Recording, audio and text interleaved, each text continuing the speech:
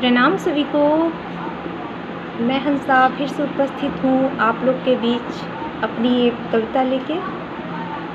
कविता का शीर्षक है बेटी की करुणा। कविता का शीर्षक है बेटी की करुणा। ये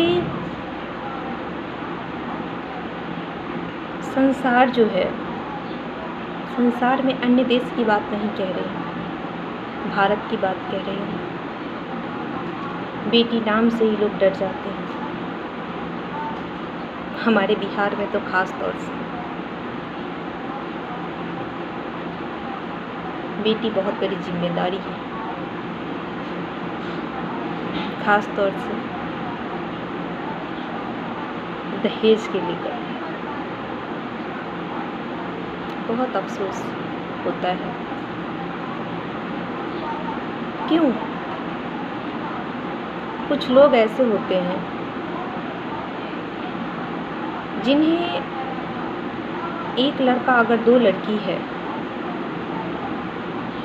बेटी को सरकारी स्कूल में, जहाँ जानते हैं योग्य शिक्षक तो भले ही बहाली होते हैं, लेकिन योग्यता उनमें नहीं होती,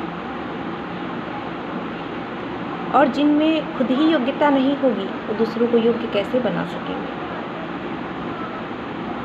बेटी को सरकारी स्कूल में डाल देते हैं और बेटे को निजी विद्यालय में। जरा सोचिए, मैं ये घटना आप लोग के बीच जो कह रही हूँ, ये आँख से देखी और जांची और परखी हुई घटना है कि कोई व्यक्ति शिक्षक है, जो इंसान खुद ही शिक्षक है, उसे शिक्षा का महत्व तो पता है कि शिक्षा क्या होती है, लेकिन उसके पास अगर एक बेटा और 2 या 3 बेटियां हों तो वो बेटा का भविष्य देखिएगा, लेकिन बेटी का नहीं। वो ये ज़रूर समझते हैं कि भी एक आत्मा है, खिला पिला कर उसको जिंदा रखना है, फिर किसके घर सौंप देना है, चाहे भविष्य में उसको कितना भी तकलीफ झेलना पड़े। यह एक शिक्षक पिता की सोच बता रही है, जिन्हें निजी विद्यालय नहीं, सरकारी विद्यालय में नौकरी है। ऐसे पिता की सोच बता रहे हैं कि उनके पास बेटे की भविष्य की चिंता बहुत होती है, लेकिन बेटियों की नहीं।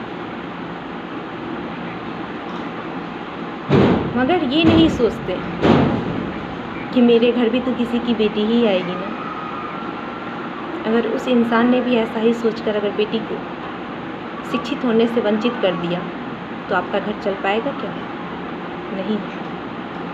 लेकिन ऐसे शिक्षकों की विचार होती है जो खुद ही शिक्षा से जुड़े हुए हैं, वह बेटी और बेटों में भेदभाव करते हैं। बेटा को एमएससी की डिग्री प्राप्त कराने से नहीं बैठते, मास्टर ऑफ साइंस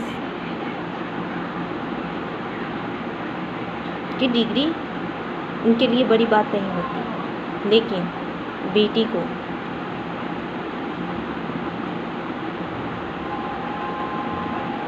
बीए पास कराने में भी सोचते हैं, स्नातक कला, बैचलर ऑफ आर्ट भी कराने में सोचते हैं। सोचिए, यह हमारे समाज की कुरीति है। शर्म आती है हमें उन शिक्षकों को समाज में देख के कि इन पे सरस्वती भरोसा कैसे कर रही हैं। इन्हें शिक्षक होने का कोई अधिकार नहीं है। एक शिक्षक होके ऐसी सोच रखते हैं, बेटियों में इतने भेदभाव रखते हैं। बेटी को शिक्षित अगर होना भी चाहती है तो उसे ये कहते हैं कि आप पढ़कर क्या करोगी। लेकिन अगर बेटा पढ़ना भी नहीं चाहता है, किताब से इधर उधर मन भी भटकाता है, तो नहीं, आपको पढ़ना है, आप मेरा भविष्य हो। पर ये तनिक भी नहीं सोचते कि बेटी भी किसी की घर की भविष्य है।